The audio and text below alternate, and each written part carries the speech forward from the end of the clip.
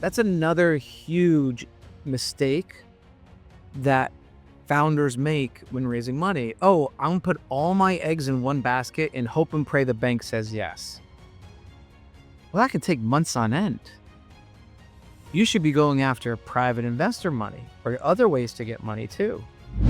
So as a new business owner or a emerging business owner, sometimes the secret about growing your business is not what you think. Sometimes you need to go outside the box of conventional thinking about how you're going to fund the growth of your startup or your new business, how you're going to grow that next venture. Today's guest has helped you in this journey before. He's helped many people like you, founders, securing capital by blending some of his medical background, the precise nature of that, but his entrepreneurial grit, and he's helped shape a lot of businesses take those steps to actually securing funding to help turn their dreams into reality, which is also a very difficult thing for startups to do, because one of the biggest things holding them back is funding. So we're going to find out some of the keys to that. So we're going to have a look at this capital raising. We're going to take a new perspective on this, something fresh, something different to think about. We're going to go outside the box here, and we're going to look at some of these green nuggets. Now, what is a green nugget? We're going to find out, but I'm not going to spoil it for you right now. But we're going to look at what are the green nuggets that you're going to uncover, and also what are some of the mistakes you're going to make along the way. And we're going to hopefully we're going to help you not make those mistakes and go right to the source of expertise. Today's guest, Dr. David Cunic. He's an entrepreneur, investor relations specialist, founder of UCS Advisors, and he's got over 2 decades of experience in healthcare, investing, operations, highly regulated industries. He started more than 15 companies. He's coached thousands of or hundreds of thousands of business owners. I might have got those numbers wrong, but we'll find out the reality. Some of those tough questions about what you actually need to do to raise capital for your business. Dr. David Cunic, welcome to the Business Behind Your Business. Paul, thank you so much for having me here today. I really appreciate it. And as we start off today, you're the third person I've talked to today down in Australia, so I love it. Fantastic. And I believe that you've got some deeper connections with Australia in your past, but also tapping into that medical background. Now, we mentioned that. How has somebody with your background ended up in the world of capital raising? Great question. So I'm a physio by trade, and ironically, my first mentor when I became a physio here in the United States was from the Gold Coast of Australia. And then my business partner, when I started all my physical therapy clinics, his wife is from Australia. So my godson has gone back, I want to say about 11 times back to the native land. So, but to answer your question directly, Paul, since I was 16 years old, I knew I wanted to be a physio. And my goal was to always open up my own clinics and sell them all and retire by the time I was 35. Now, ironically, I started my first clinic when I was 24 years old. And I did 6 expansions in 3.5 years. And I sold them all in 2013. But when I started opening my own clinics, I got the entrepreneurial bug. And I ended up starting about 7 companies in about 5 years. I took one of those companies public in the United States, as well as also in Germany as well too. And interesting enough, when I'm starting all these companies, I had to raise money. And my old business partner, he did what I do now, but he used this thing called a telephone. We actually had to pick up the phone and talk to people. And there wasn't Zoom. There wasn't Facebook. You weren't using LinkedIn. You had to use a lost art of conversation and also have a proper investor etiquette as well as emotional intelligence. And it kind of came full circle from there. And my company, UCS Advisors, which stands for Use Common Sense, has been around since 2017. Wow, that's quite a journey, quite diverse change. But right from the beginning, you had that mindset of you wanted to grow and you also wanted to exit. But you obviously went about that in a structured way to grow, to scale quickly and position yourself for an exit. And you've done the same with those subsequent companies. I think a lot of businesses are thinking, well, hang on, how is that possible? I can't get funding to grow at the moment. which is why we're having this conversation today. A lot of small businesses, a lot of startup businesses, pre-revenue, really struggle with access to funding. Banks traditionally won't lend to them. Where do they go? They can't always go to the bank of mum and dad, and that's not a very secure bank. How does a pre-revenue business go about raising funding? Well, I think we should take another step further, Paul. And for all your listeners, if your business is 5 years old or less, you need to listen to this podcast today. Now, it's not just pre-revenue, but if your business is 5 years old or less, there's a very strong chance you are going to need some additional capital to make your business grow and expand. So let's start with the very beginning. You said pre-revenue company, right? Yep. Well, some of us have heard the book Napoleon Hill, Think and Grow Rich. Well, one of our green nuggets, which we'll get to in a little bit, is failure to plan is planning to fail. So if you're a pre-revenue company, how much money are you going to need?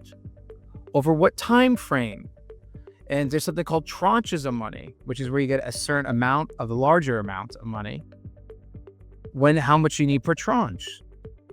What's it going to go for? And by the way, most importantly, Paul, when people are raising money pre-revenue, it's why are you doing this? And what's the purpose? And then I'll give you a couple of great examples.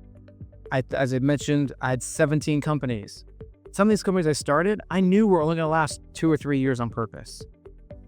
Some of these other companies, the goal was to literally build them up and then sell them before they were 7 years old. I had the vision ahead of time. We've had some clients who their goal is, hey, I want to pass this down to my kids. Or I don't really want to be an entrepreneur. I just want to work for myself for the next 20 to 30 years. And that's okay, whatever avenue you choose. But we need to talk about it first. Because if you can't talk about it to yourself realistically, how are you going to talk to an investor about it? So being very clear on purpose is important right from the beginning. Very clear on purpose. Secondly speaking, how much money are you going to need and over what time frame? Thirdly, how are you going to pay back the investor? Which we forget. If you're going to use someone else's money, how are you going to pay them back? Fourthly, you also need to have the most basic investment data room done. And here's an example. People hear about the pitch deck all the time. But what about your one-page executive summary? Most people forget to do that. What about your 2-minute video pitch? This thing's called a walking television. You'd be amazed how many potential investors will watch a 2-minute video pitch before they'll ever talk to you on a phone, or they can look at your pitch deck. And let's take another step further. We need to identify the type of investor profile, meaning what type of investor do you want? And then we can actually target our outreach for them. A lot of people all around the world take a bunch of spaghetti and throw it against the wall. They see what sticks and they go, oh, there's no money, Paul.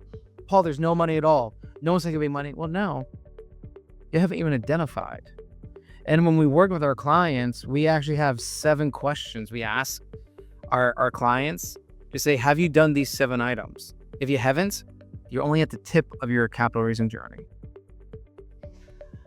So there's a lot of planning there. So we're talking about purpose. We're now starting to talk about having a plan and preparing before you even go out and actually ask the question about how you can raise money. So I think let's just go back a little way and just look at, well, okay, we can't get traditional funding from the banks. What kinds of funding are available for the businesses that we're talking about?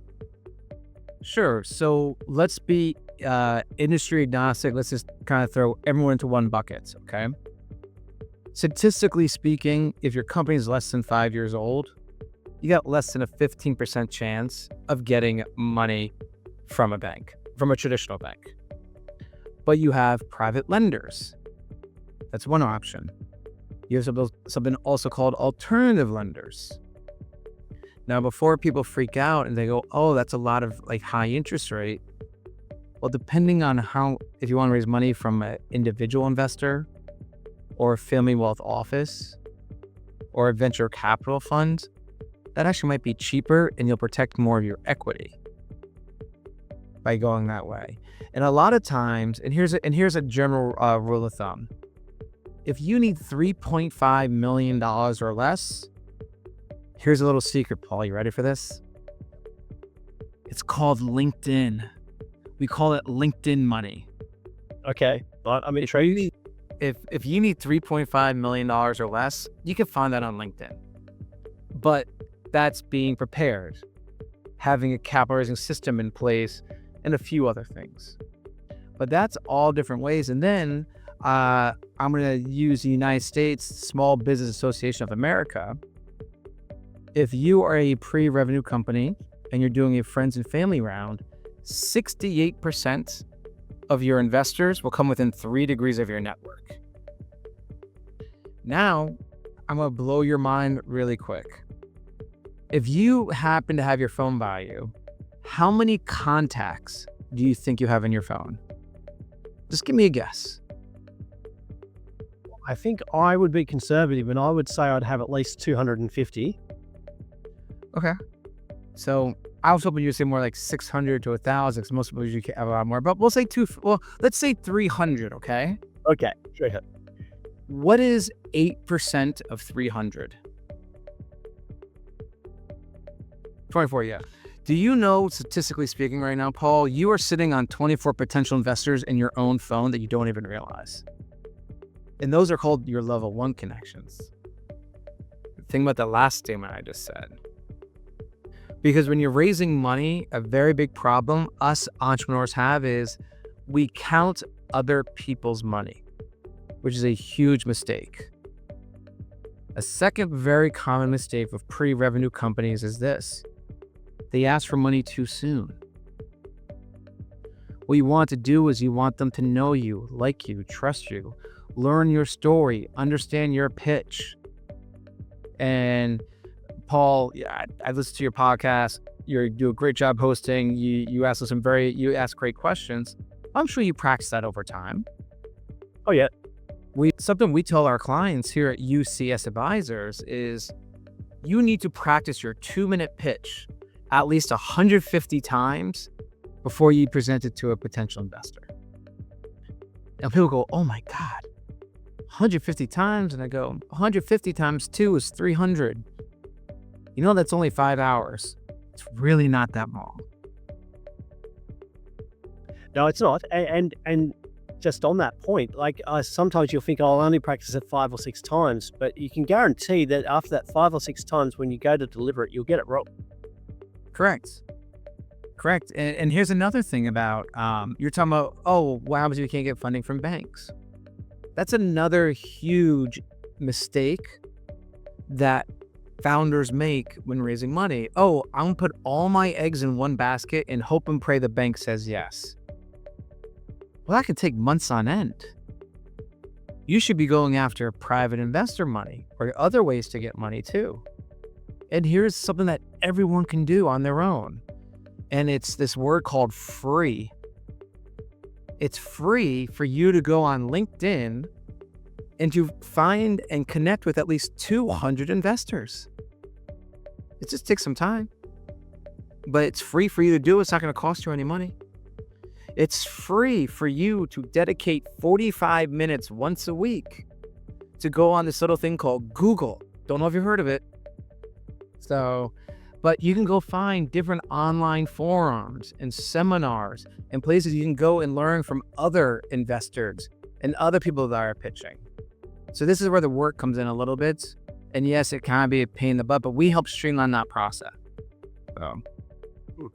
So there's quite a lot to learn in there. And I'm thinking, I'm hearing, and perhaps I'm assuming a little bit here, but when a business first comes to you, they're in a pretty rough situation. There's a bit of work that needs to happen before you can actually go and make a successful pitch for funding.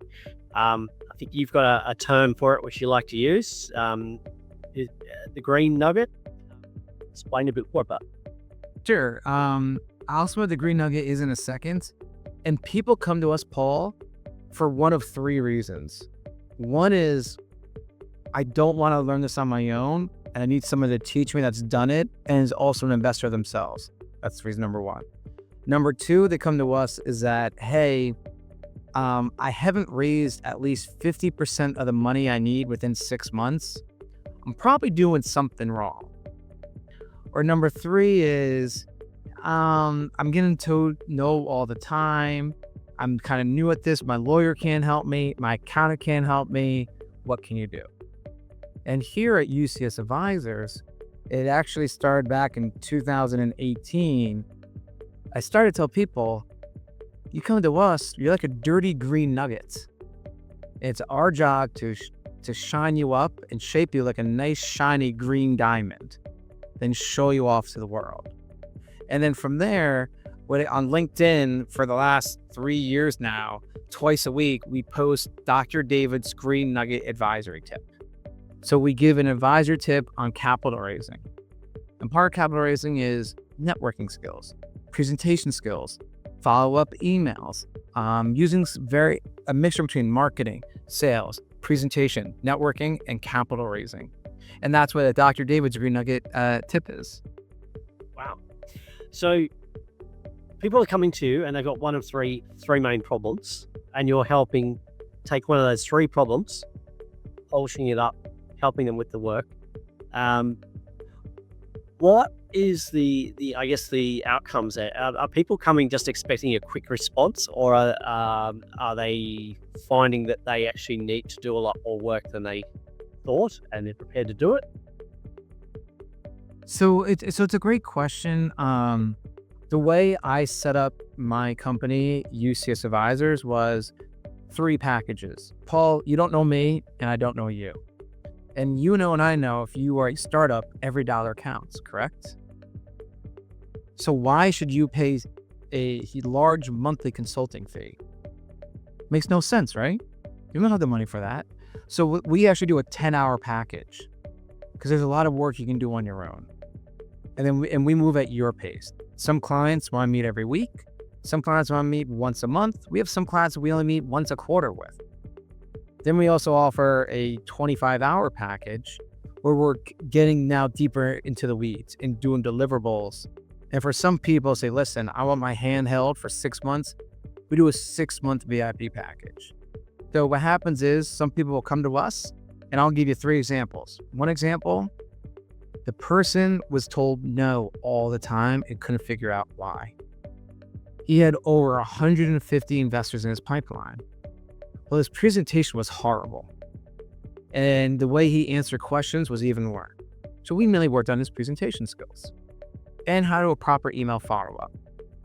We had another client that came to us, and they literally, it looked like a 3rd grader did their deck. Like a 3rd grader did it. And so we actually had to help them shine up their deck, create an executive summary, and then we taught them how to do a proper company newsletter. And they were surprised how they turned 28% of the investors that said no to them into yeses just because of their company newsletter. We have a company over in Germany. They came to us and they said, listen, the guy's in his late 60s. He goes, I've had some companies. It's always been very corporate. This is my first solopreneur project. I'm too old and I don't want to waste my time. Can you help me for the next 6 months? And we actually really dug deeper, helped set up this investor outreach system, pitch deck, executive summary, presentation skills, got him access to places to pitch for himself, and got him some investor meetings as well too. And Paul, do you want to hear what the biggest mistake is with our industry? Absolutely. Yes. You hear, just show me the money. I don't need help. Just show me the money. I'm the best closer in the world. I'm the best salesman in the world. I just gotta be shown where the money is, and I can do it. Well, the answer is no, because if you're that good, you've already raised the money by now. And something else to think about is when people are saying, "Oh, I just want to be shown the money," it's, well, you haven't done the work yet. You put so much work into your business. and you rely on your lawyer to do the legal side and your accountant to make sure the performers are and the financials are there, but we use it for capital raising. And have you heard of a small little individual by the name of Richard Branson at all? Oh, yeah. Okay. And here in America, you ever heard of somebody by the name of Mark Cuban at all? Yes, absolutely. Okay. So Mark Cuban, Richard Branson, they both say the same exact thing. If you're going to be a business owner or an entrepreneur, the very first skill set you need to learn is capital raising, because you're going to need it for the rest of your life. So both those examples have gone and created multiple ventures, not all successful, but multiple ventures. And you're saying capital raising is one of the most important skills. Obviously, to go and do those multiple ventures, you need the funding, because you may not want to pull that funding out of another venture, but that skill is critical. And we look at those guys and think, oh, they've just started another company. What are they doing? But obviously they've done the work. They're able to raise the money to get that off the ground very quickly. And I think Richard Branson's pretty well known for encouraging ideas and innovation from his people, and say, yes, I'll support that, but let's go raise some money and go and do it and kick it off. He does. And he also, if we dig deeper and pull back the layers, it's also about protecting your company. Because as your company progresses, the valuation of your company should go up higher, in theory. So that's the other mistake that's made a lot. When people's company are 5 years old or less, or even pre-revenue, they're afraid to take some debt. They're afraid to maybe sometimes go to friends and family. Well, if you are, then is your idea really that good? Here's an example. There are some private investors that I work with. The very first question they ask everyone is, how much money have you put into it? And how much money has your friends and family put into it? Based off that answer, they will determine if they even want to look at your pitch deck at all or not. Okay. And I guess the assumption there is, if you're not prepared to put money in yourself, then why should somebody else? Exactly. And especially if this is the first time you're doing this. Or maybe you had a couple failures. You have to be able, when you're raising money, this is a Dr. David's green nugget. So everyone that's listening, this is a Dr. David's green nugget. Here's the basic rules for raising money. Ready? It's a subjective story backed by objective data. I'll say that again. It's a subjective story backed by objective data. Think about that. That's a basic principle of raising capital. Okay, so let's just drill down on that a little bit. Because some business owners are not so good with the English. It wasn't their favorite subject in school. So subjective, we mean that it's open to interpretation. There's no hard and fast rule. There's no, tick the boxes and you'll get an automatic yes. There's no statistics. It can be emotional and like, I have the best product. Well, best is subjective. Or, hey, I think it's cold right now. That's subjective, stuff like that. So, you're telling your story, and then objective is data points or statistics. When I say I think it's cold outside because it's -2 Celsius, or I think I have and I'll use myself. I think I have the best physical therapy clinic in New Jersey, because I won #1 physical therapy clinic 2 years in a row. So I gave that subjective statement and I backed it up with data. So you're adding a lot of credence, a lot of proof behind the statements that you're making, is that sort of reduces that subjective nature of the answer, and narrows it down to, okay, you take away a lot of the vagueness, a lot of that unsupported, and you've got some very clear facts backing up what you're saying. My old mentor, the old physio from the Gold Coast, used to say to me, fact or feeling? I'm like, what do you mean? He goes, is that a fact or is that a feeling? And I'm like, I don't understand. He goes, the statement you just made, is that a fact? Or is it just a feeling? You don't really know if it's 100% true at all or not. And I was like, that really put a lot of perspective for me. Yeah. I think if we can make it more factual or closer to 100% factual, then we're going to get more interest. To a degree, it's more of we're always going to say subjective statements, but depending on the statement you make subjectively, will sometimes cause an automatic red flag to an investor and say they're full of BS and they're uninterested. Versus sometimes, and like we work with a lot of technology companies and AI companies. We had a client in Australia that had a piece of machinery for agriculture, and they kept on using very large words like, we're the best, no one can compete us, we don't have any competitors, and all this stuff. And we're like, but where's the data to back that up? By saying that, you're causing yourself to fail. And for our artificial technology companies and some of our fintech companies, they give so much data that investors are like, I don't understand what you're saying. And so sometimes you have to give it like an analogy. So Yeah. So using that data to support what you're saying, but also using your statements to explain, I guess, the complexity of the information at times would be very beneficial. It seems like there's a lot of areas that people can get wrong when they try and do this by themselves. correct. And I feel, I've observed a number of clients making this mistake of either ruling themselves out and saying we're not eligible or we're never going to get this kind of funding, or they've gone the other way and said, our situation is so great, we're absolutely going to get funding. Both have sort of ruled them out in one way, because the guy that says no straight away hasn't even put a pitch to an investor. The guy that thinks he's a certainty, well, he's overlooking a lot of the things you've just been going through. So go back and re-listen to what David's been saying, if you may have missed something. You've got some help there though, with that assessment process. Is that correct? Yeah, I do. And so interesting enough, a few things. Here in the United States, the statistic is if you try to raise money by yourself, you have less than an 8% chance of success. That's not very high.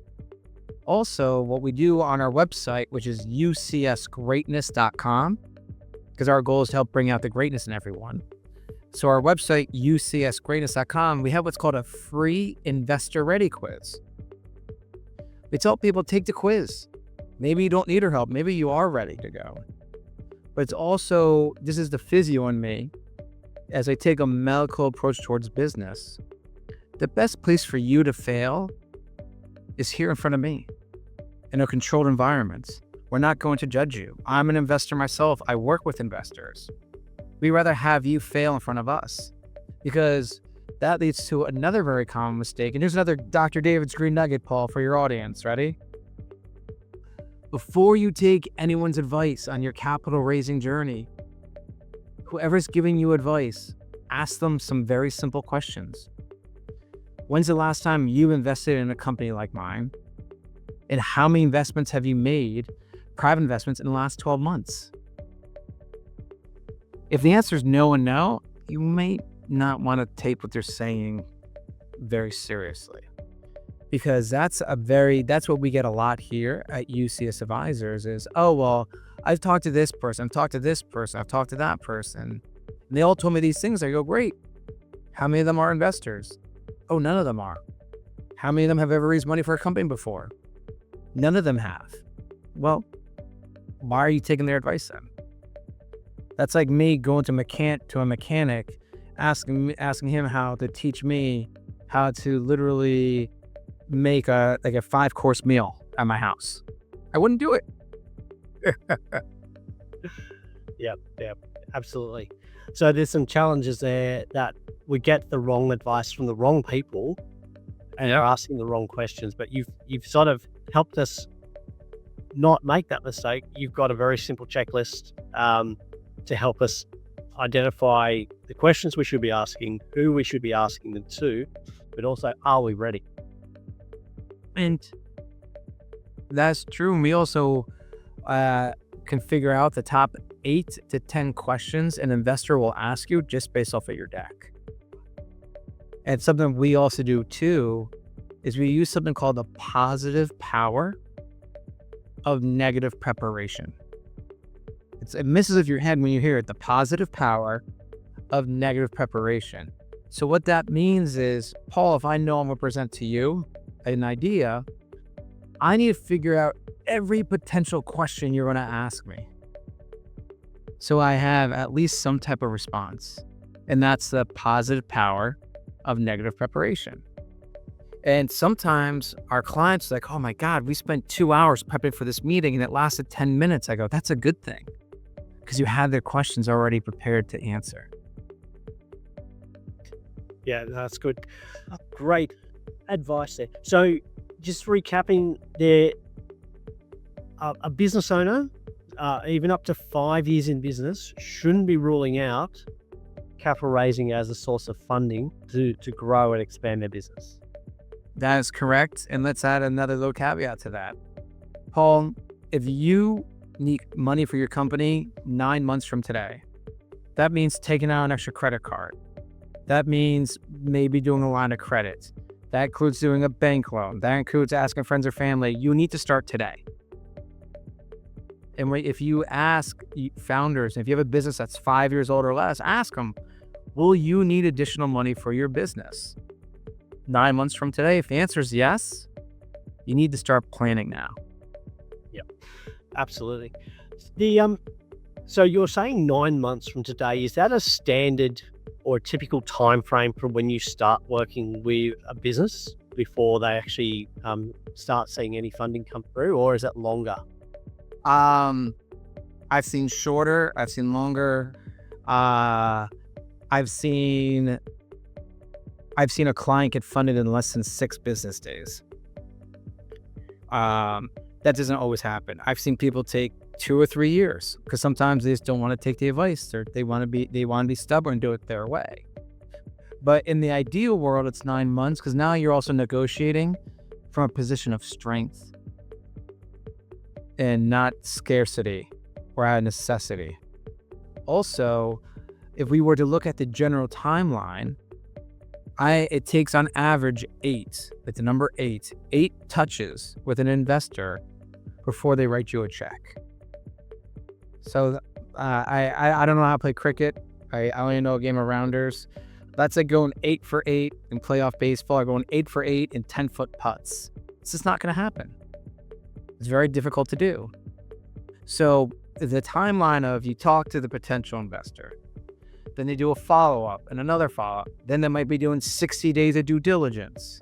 Now you're negotiating the terms. You're looking at 4 months right there. So a lot of time involved. Be prepared. I think we look at the 6 days as an exception. I think they're the unicorn ones that we want to hold up and say that's great, but we know that that's not the normal case.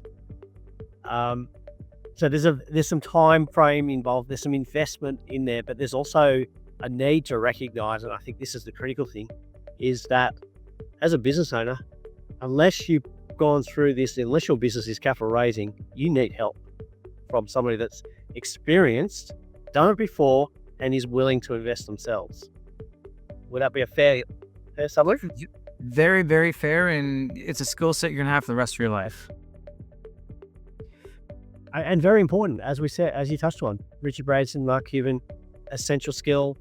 More business owners need to be aware of it. And I think what we've done today is we've sort of busted the seams of the box of thinking around how a business can go about raising funding. Because a lot of them are still thinking that traditional way of banks, mum and dad, credit cards, as you mentioned. But you need to do the work. Exactly. And one of my employees, she tells this favorite story. We had a client, and the client was getting all these packages shipped to her house over, and her business was growing. She was running it out of her house. And the postman's like, oh, like, what are you doing? Like, I'm always here dropping all these packages. And she goes, oh, well, she explains her business. And, you know, I'm starting to raise money. I'm preparing to raise money. And the postman goes, oh, well, my sister-in-law is X, Y, and Z. they'd be interested. And they landed over $1 million investor through the connection through the postman. Think about that. She didn't count other people's money. She worked on her 2-minute pitch. It worked, and the postman's like, oh, my sister-in-law, of all people. Who would have thought? You never know who knows who. And that's also why, too, where when you're talking to business owners, I only want to talk to investors. I only want to talk to the check writers. And we say, no, no, no, no. Here's a Dr. David, Green Nuggets. You want to talk to potential investor resources. Those are the people who actually know other people that have capital that actually write the checks. It's something to think about. Absolutely. Well, Dr. David, you have given us so many green nuggets, or should I say so many shining bright diamonds today, on how we look at, I guess, capital funding for our businesses in a completely different way. And I think you've really shattered some of the myths out there about the limitations, and that this whole concept of capital raising is only for the big guys, the top end of town, or the large end of town, I should say, not necessarily the top, because there's some great businesses out there who are much smaller in size at the moment, or pre-revenue even. But there's an opportunity there, but we have to get the right advice. And look, we've mentioned the Green Nugget Advisory. We've mentioned you on LinkedIn. Where would be the best place to go to find out more about how somebody could start working with you? Either one or two options: my LinkedIn page, David Cunic, or my company website, ucsgreatness.com. Remember, UCS stands for Use Common Sense. So ucsgreatness.com has our investor ready quiz, has our contact information, has our phone number on it. Those are the two best ways to find out. Great. Fantastic. And as always, those links to those references, resources will be in the show notes, and also on the businessbehindyourbusiness.com website. What I also encourage you to do is share this with another business owner, because you don't know whether they are actually in need of hearing this or not, but share it with them anyway. And look, there are lots of nuggets, green diamonds. Go back and re-listen to this, because there's a lot of great content and great advice. Let's challenge your audience. Here's a green nugget. Take this video, and this is a great trick. Take this podcast. Send it to 3 people in your network to say, hey, I heard this podcast. I learned something. I thought you might benefit from it too. Send it to 3 people. It will start to spread and spread and spread. I couldn't have said it any better. I think that's a great challenge, a great way of doing it. And look, don't be selfish. Don't hold this knowledge to yourself. Make sure you share it, as David suggested. Send it to at least 3 people in your network, and help them get more of it. Pay it forward. We're all here to help each other. We're all here to lift each other up and empower each other with information and knowledge. So why, as they say, rising tides lift all ships. So let's all rise up together and be successful together. Well, a great way to finish our conversation today, but your conversation is just getting started. So we want you to keep that conversation going. Reach out to Dr. David Cunic at UCS Greatness, and latch onto those green nuggets and turn them into diamonds for your business. Thank you for joining us. Thank you, Dr. David Cunic. It's been an absolute pleasure. Thank you, Paul. I appreciate it. It was great.